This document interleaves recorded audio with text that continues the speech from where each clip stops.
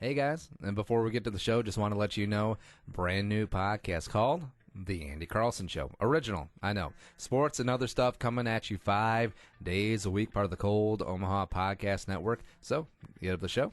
Visit andycarlsonshow.com/podcast or get it on Stitcher and iTunes. All right, on with the show. And whose team is this?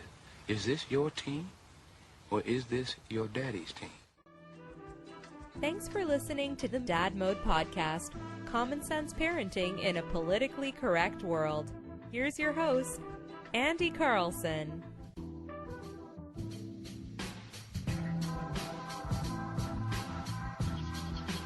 Welcome back to the Dad Mode Podcast, common sense parenting in a politically correct world. I'm your host, Andy Carlson, at Andy Carlson Show on the Twitter machine. I'm a father, and I have no idea what I'm doing, but hey, you and neither there, buddy. So let's try and learn something together today. Website is dadmodepod.com, Twitter at dadmodepod, or just use the hashtag dadmode, and we'll get all up in your business. Speaking of business, I have no segue for that, but Nickerson is back. Yay, glad to be here. Now, a lot of people thought that you died. Because you keep posting on Twitter that I died. Dick. Except, why would people believe that? I mean, uncles don't die. People all die eventually someday. Me, of course, I will sooner because obviously the heart condition and the severe obesity, but that's for another day. And the long family history of getting hit by a bus. It's genetic. my great-grandfather Silas hit by a bus in 1898. There wasn't even a bus back then, but it happened. All right, so Nick is back in the house, and hey, if you want to support the show, just tell a friend about the show. Nick's my friend. I told him about it, and now he's telling all of his people. He's disseminating information about the Dad Mode Podcast and also Amazon, baby, dadmodepod.com. Click through our Amazon banner, just bookmark it, and everything you buy, just write at Amazon. Do it through our banner. I will get a little taste. Nick, what's the next thing you're buying from Amazon? I am saving up for a PlayStation 4. What? I know, right? You're just going to use that as a coaster. No, and a Blu-ray player. Okay, yes, Blu-ray player, yes. I mean, my Blu-ray player works fine, but, I kind of want to... I'm a gamer. You and I have played games before, and I usually play old school games, but, I kind of want to dabble in the newer games. Hey, what's really stupid? I can't tell the difference between DVD and Blu-ray. I probably could if I looked really close, as I'm sure there's a stark difference, but I don't really care. Well, you can save yourself a lot of money because, DVDs are like a nickel now. Now, I'm trying to think the last time I actually bought a DVD. Because, like, if I ever buy a movie, and I usually don't because I really don't care because we got Netflix and we got Amazon Prime and we got Hulu and Sling TV and all that stuff, but it's just like, I think what it was. The Town. I think I bought The Town on DVD like 2 years ago. Oh, wow. Yeah, so that's how I roll with DVDs. Oh, by the way, before tangenting off before I actually get into the topic for a day, did you see the meme for Star Wars? It's the character Rey, and then she's made up blue like Avatar, and it's Star Wars on Blu-ray. No, I didn't see that. I'll go. Dinga. I'll go right now. All right, so today on the show, we have a lot of interesting developments because MUGSY kind of said her first word. I mean, she's babbling now, and we're trying to figure out coherentness. She sounds like a drunken sailor when she's talking. But I'm pretty sure she said Dada. Yeah. And then also I complained about a beloved children's show. Well, not a beloved children's show. A cheap knockoff of a beloved children's show made by cheap Taiwanese animators. Yeah. Yeah, that's the ticket. But first with the Dada. So, Nick, I'm going to play the clip. And, it's not going to show up on your end, but you've watched it on the Facebook. All right, so this is, for the listeners at home, this is MUGSY just chilling, having some lunch, and babbling to herself. And then, all of a sudden... Now, that is clearly a Dada. That is clearly a Dada. Now, it is more like a Da da da da da da.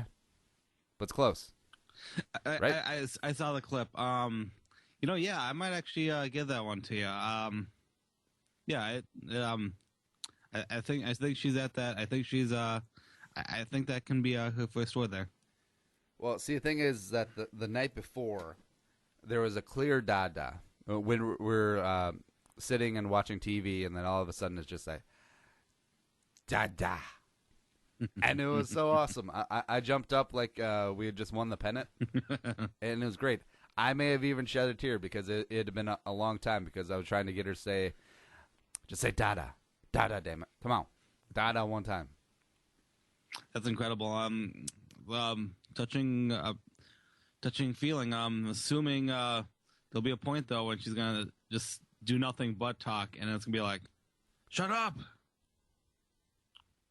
Yeah, Maybe? except that no, she'll be saying that to me. The whole daddy STFU thing. Now, the way that I'm trying to hammer it home is that Jimmy Fallon has a children's book, which I'm sure took him years to write in concept and development, but it's pretty touching. I mean, we'll have the link up on the show. Actually, I think it's the photo for the blog post, but it's a book called Dada. Pretty straightforward. And it's all these various farm animals trying to get their young progeny, whichever term you want to put forth, to say Dada, and the parent and the dad is like Dada, and then the little animal's like moo for the cow or ribbit for the frog, and then at the end they'll say Dada. Yeah, so I read that book to MUGSY. That's probably my go-to book. Because it's really easy to read. It's not like Stephen Colbert wrote it. Yeah, it's a pretty easy, straightforward, but it's a good book. We got the link up on the site, and I'm trying to just drill it into her head. Just Dada. Come on, Dada, Dada, Dada. When my nieces were growing up, when they reached the talking stage, I noticed there was not seeing them as often as I could because I was living in the Twin Cities and they were down in Madison. It's almost like they had this own language that I didn't understand. But Are they twins? No, I mean when the nieces had for Nate and Sarah, where only they could understand the words that they were saying. It was really interesting. So they're like saying, "Hey, give me some dinner, cunt." Well, I'm trying to remember the example because that's pretty straightforward, Nick. That's not really coded. Oh no. Okay. For example, the oldest one, Eleanor, when she was at the talking stage, when she was talking to me, typically holding something, I would hear the words apple juice. I'm like, wait, what are you talking about? And then my brother would correct me, and he would say, she's saying open please. I'm like, oh, okay. Oh. It was a very interesting thing. No, she's actually saying I hate juice. I don't know. It was something I never expected. It was something where I think being the parents and, being with them longer, you can, when the kids are developing their speech, I think, the parents get it. They can hear the... Well, it was it a spot where she's actually trying to say open please? Like, did she have something in her hand, like a jar? Yes. Or Yeah. Oh, okay. So one, I'm a stupid uncle who didn't make the well, see, connection clear. I was trying to think is like maybe your brother, it's like most parents, is trying to hear what they want to hear. Because lots of times when she was, MUGSY was just doing her babbling thing, I was like, is that a Dada? Is that a father? Did she say father? That's a little bit too advanced, but it sounded like she said father when really she was just making fart noises. Yeah, that sounded like father. Because I was just waiting for it, and it's a spot where I know it's stupid, and I know it's just petty, just being petty jealousy. But it's sometimes when MUGSY gets upset, she will sound like she says "mama," like mama" sort of thing. It's just like, man, come on, man. Look for me. Why not me? I can't breastfeed you, but I can help. I'm useful. I do things. Which I pilot. I can fly. well, what age is she at now? Is she at 8 months now? She is 8 months today. Yeah. Jeez. Where does time go? Yeah, I know. I'm trying to get her to go out and get a job or at least get an internship somewhere now. You might need to postpone that a little bit. Let's make sure she can walk straighter. Hey, Margaret, get down in the mailroom. What took so long? We didn't even get yesterday's mail. Oh yeah. By the way, your niece was she was saying apple juice, except it didn't mean open this. It mean when she took out the Newport when she was smoking, she's like, "Where's my money?" No, she's not smoking. Hey you. Hey. You know, it was stupid to bet the Browns to cover. So where's my gosh darn money? No. She's not going to be a bookie. No. No, she's a bookie / loan shark. Oh, by the way, speaking of loan sharks, I watch Armageddon, right? And Oh, God. Steve Buscemi, taking out the $100,000 at 60% vig from the loan shark because he's like, hey man, yeah, we're all gonna die, so I'm just gonna have a good time at the strip club. Could you imagine spending $100,000 at a strip club? Yes, I do. I mean, yes, I can. Although that did seem like a pretty nice place, so I imagine that could go relatively easily. But all right, so could you imagine spending $100,000 at the KOD? That would be. I could buy the KOD with $100,000. Which, if you're listening to this, you're not in the Twin Cities. It's a metro strip club, right? And it's nice. It's okay. It's definitely not like trash or anything like that. Except it's in an industrial area of the suburbs, and it's across the street from a fire hydrant factory. So that's So that tells you how ritzy the area is. It's really a bar. It's a chillax bar. That's what I love about the KOD. It's not a hashtag bar with boobs. Yes, yes. Fine, we'll go bar with boobs. It's just a nice, Now, when was the last time you've been back? Oh God, it's been 6 hours. No, shut up. No. I think I went there around Christmas. I think was the last time I went. Do they? Oh, I forgot about that. Yeah, like strip clubs and casinos around Christmas and Thanksgiving and Easter, like, always sad me out because, like, man, those people should be with their families, except they're not. Aww. Womp womp womp. Now, all right. So one last question, and not to put you on Front Street, but that's what I do. How much do you think you've spent on strip clubs lifetime? In a lifetime. I think Tyler wants to ask me this. I've tried to estimate. I'd go anywhere from $2,000 to $4,000. What, in the last fiscal year? No, in a lifetime. In a lifetime. Okay, no, I'm gonna go at least. I'm gonna go closer to 4. Was it worth it? I'm gonna go say yes. Yes, the answer is yes. I go maybe 75% of the time. Yes, there was. Well, imagine how much it would be if they actually made you pay cover charge. Yeah, I did have that streak where I wasn't paying. But yeah, because Nick is so well known at the places that he just shows up like Norm and cheers. Everyone's like, Norm!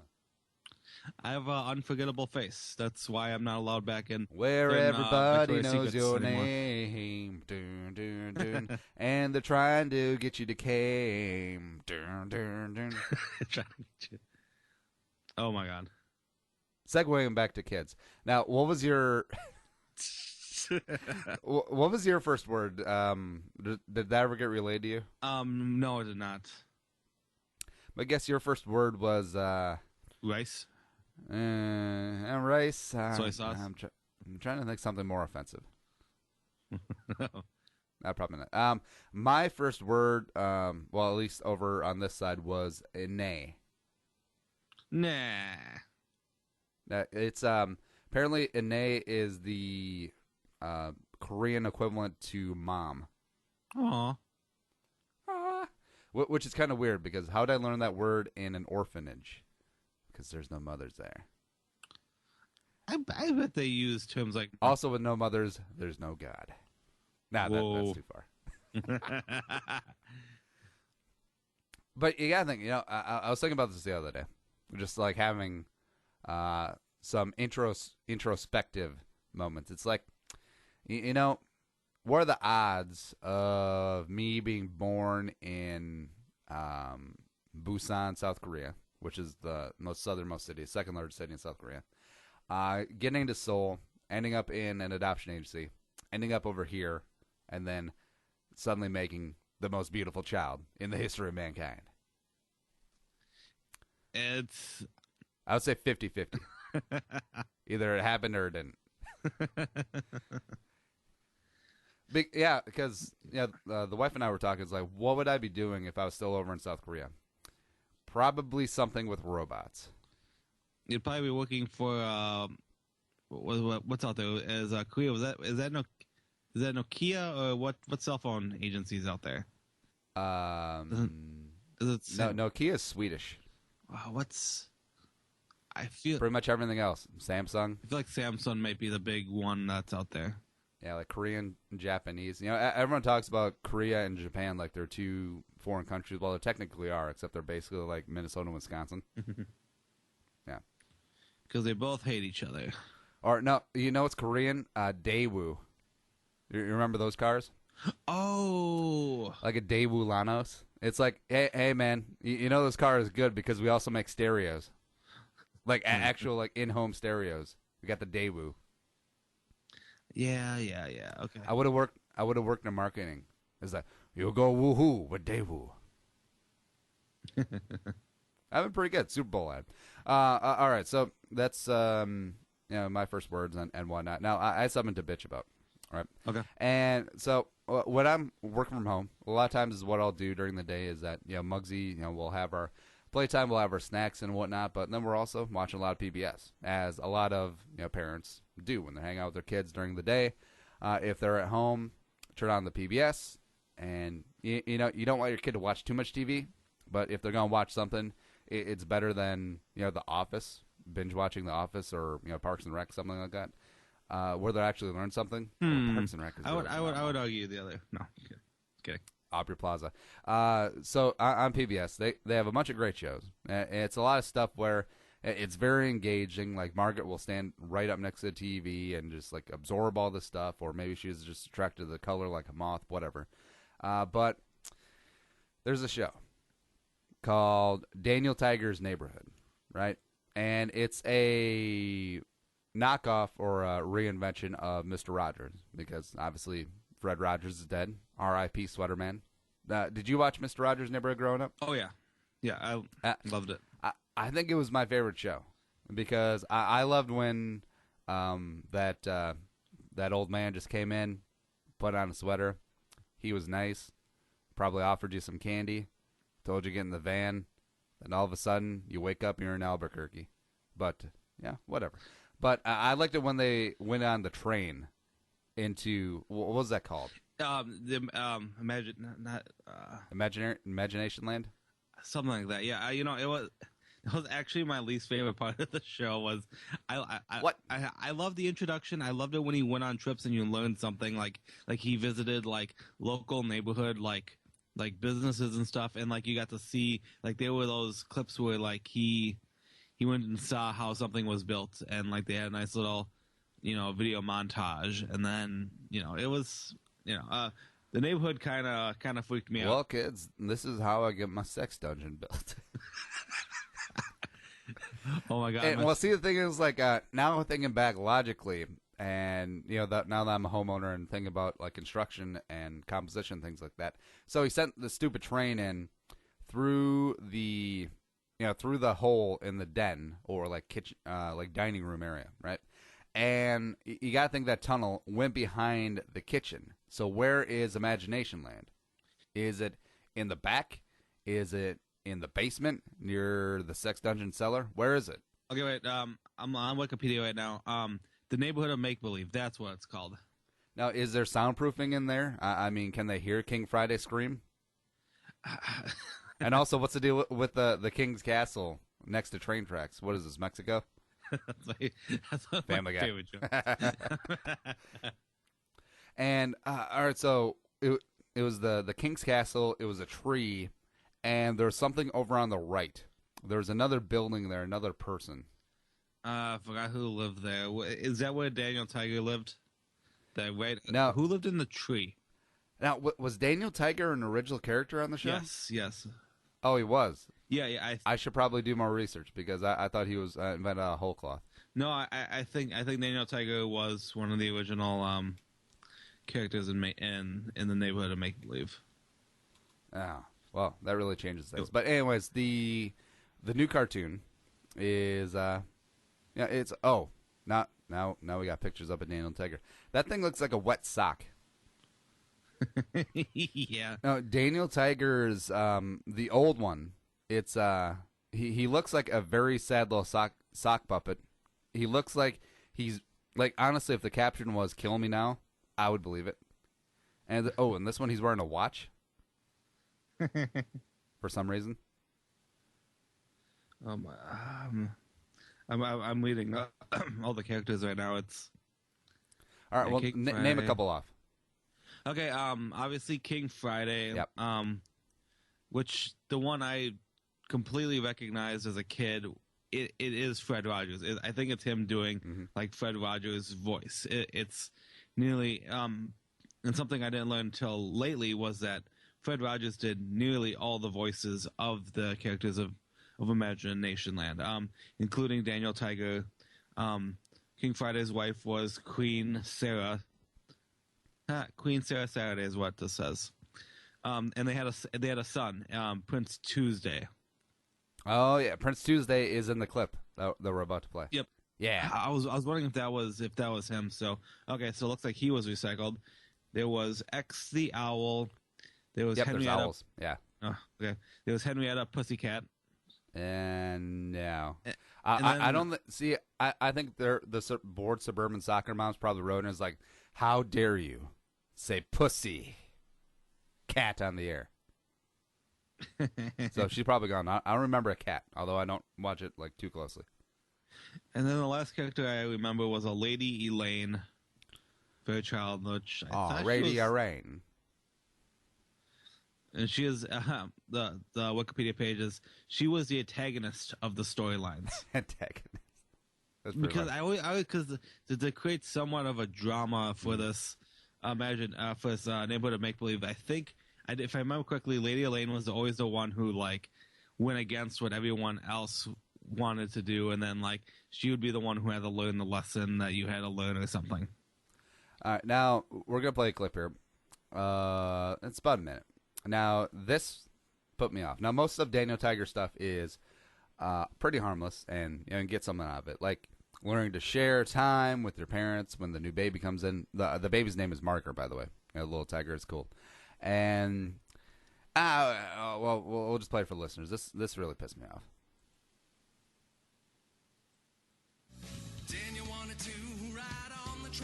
Tigers don't ride on trolleys.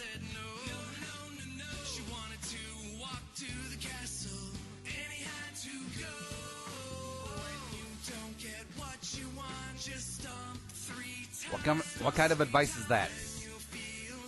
It's got Stomp. This is not Stomp the Yard.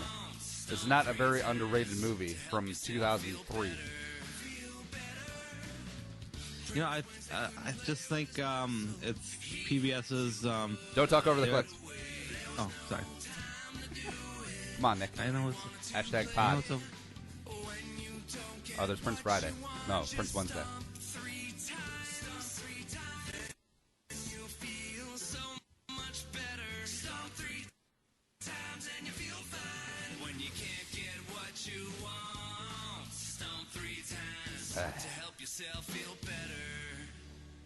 All right, so that was the Stomp clip, and I hate the upright citizens brigade of suburban soccer moms. Except there's a lot of backlash on this, and I understand this one because it's like if you're telling the kid, hey, man, if your parents, they don't give in to your demands, if your parents have a policy of not negotiating with terrorists, just stomp your feet 3 times, man.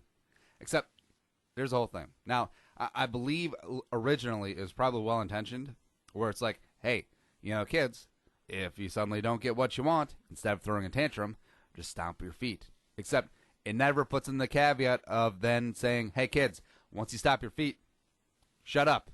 Shut your face. Shut your mouth. Swallow your feelings. Swallow your emotions. It's done. It's done after you stomp your feet. I'm sure it's used to, to try to lower the kids, intention of wanting to do a crazy ass tantrum. Even though no matter what, I think kids mostly break down into tantrums. Ooh, except if they should change the songs like if you can't get what you want, shut the hell up and listen to your parents. Not as catchy, actually more catchy. If you can't get what you want, it's like welcome to real life. If you can't get what you want, stop being so narcissistic. The world doesn't revolve around you, so shut the hell up and listen to your parents.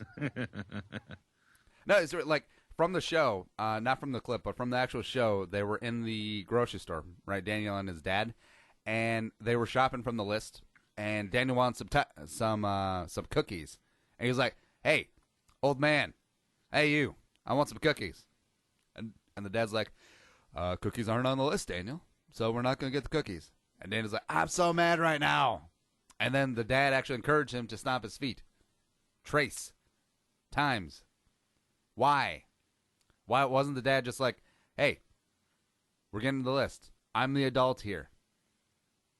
I'm not negotiating with you.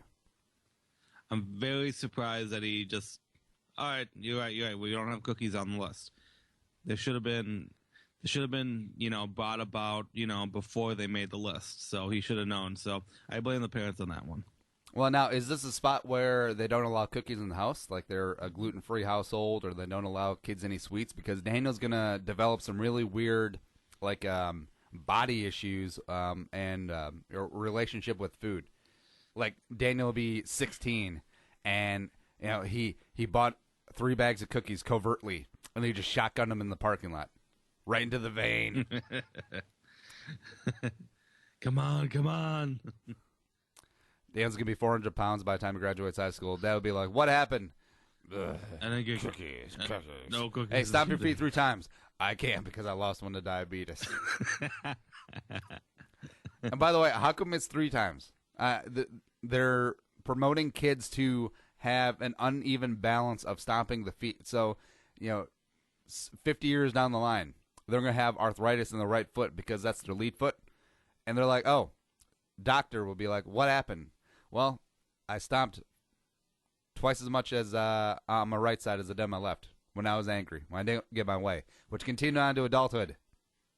Yeah, I'm sure it's just a counting method. Most kids who watch probably can only count 1, 2, 3. How about just 2?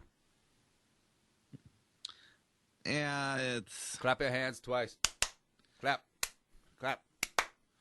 That sort of thing. Well, when you teach the kids the alphabet, you say, hey, let's read our A, B. No, you do ABCs. So No, let's learn our ABs, Aryan Brotherhood, because that kid's going to jail. He's going to have to learn the codes here pretty soon. A-B Latin Kings. I can't believe you went there. Yakuza. 1-Niners. No, all right, so fine. Everything I know about prison, I know from Sons of Anarchy. So, yeah, I'm not going to prison. Yeah, it's a bad deal, especially if you're Otto, which, if you watch the show, you would know. I don't watch the show, so. Yeah.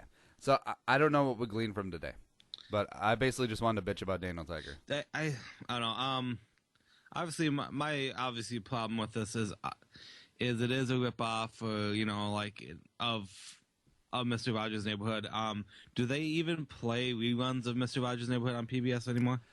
I don't think so.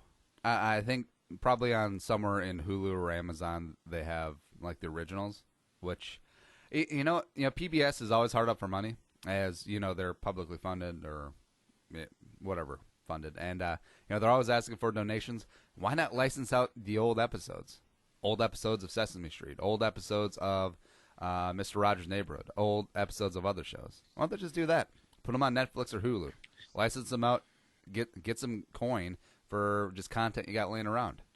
Did you hear that they moved Sesame Street to HBO or Showtime or something? Yeah. Oh, it's not on HBO. PBS. It's not on PBS. No, anymore?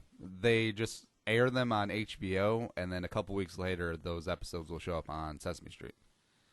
That's so weird. Or on PBS, excuse me. That's so weird. I at first I'm thinking like, well, they're doing like an adult-rated Sesame Street where they can swear now, and Well, no, it's just hashtag capitalism. Yeah, HBO is like, hey, we will fund this since we can't play Taxi Cab Confessions at 9 in the morning, and we're trying to expand out. Let's see who is home. Losers without jobs. And we have like 17 HBOs now to do that. But hey, how about some kids programming? Let's have the nanny and the kids check out the premium cable package. So that's what they're doing now. And PBS is like, all right, this will take some costs off of our plate, and then we get the content in a couple weeks. It's a win-win. We'll take it. Huh. And plus, you got to think that PBS is. Especially their Sesame Street costs are going up and up because every single episode has like 9 celebrity cameos, and I know a lot of them probably want to donate their time, except they probably have to get paid scale because of the whole union stuff. That adds up. Yeah, I looking on the TV every morning, it's like, oh, there's Tina Fey and Donald Glover on Sesame Street counting things with the Cookie Monster. Why aren't they counting with the count? I don't know. I'm confused now. Why aren't they counting with the count? Why is Big Bird slightly slow? I've had that theory since I was a kid. Now, it might be an evil theory, but I think like either Big Bird's mother drank while he was in the womb, or that kid was eating like lead paint popsicles.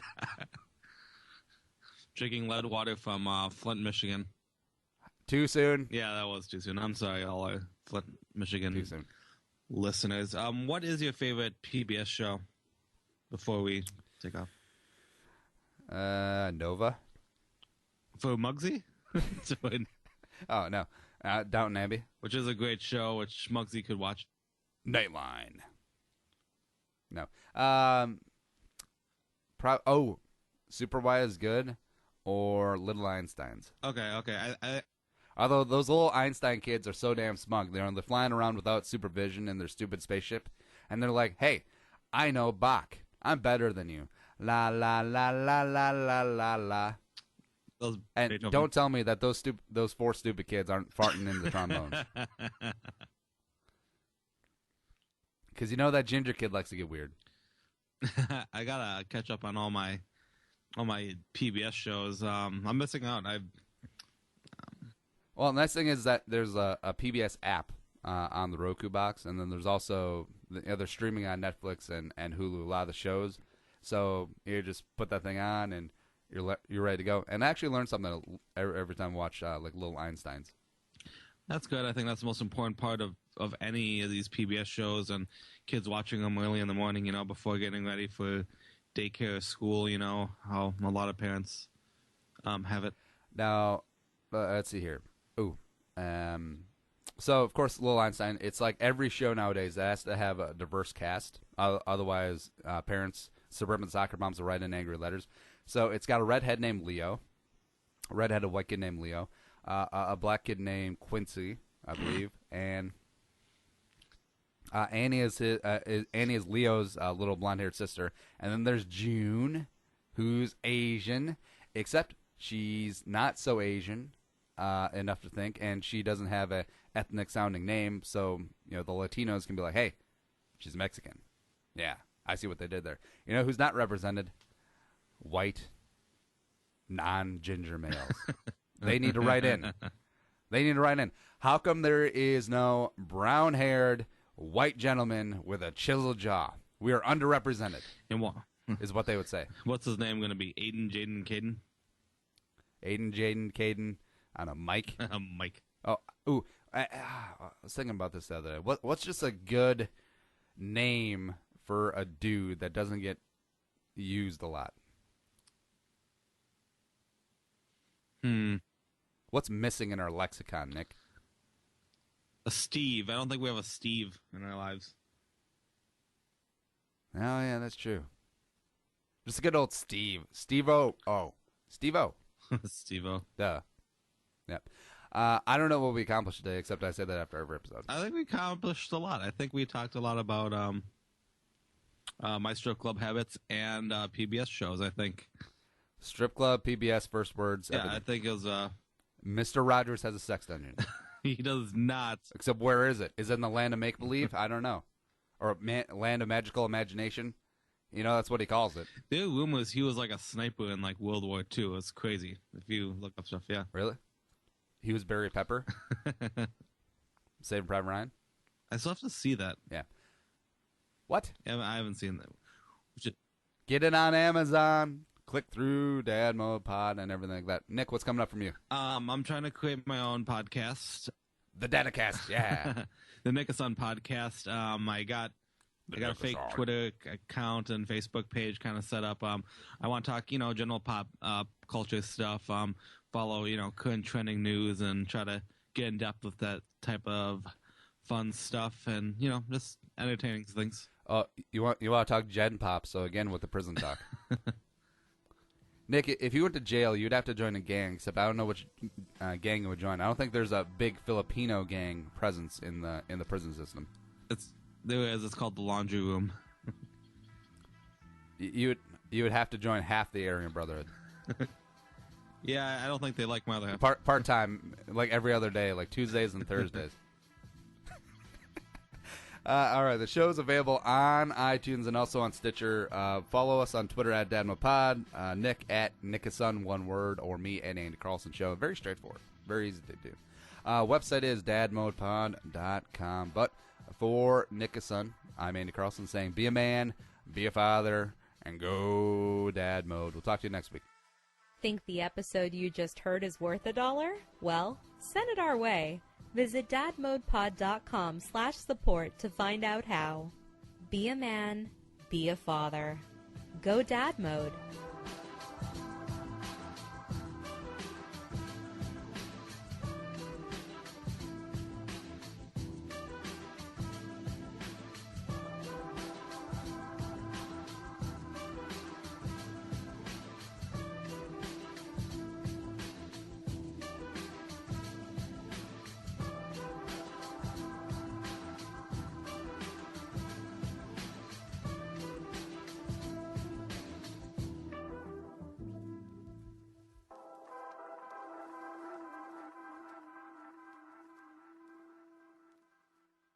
The music is created and produced by deeB. To hear more of his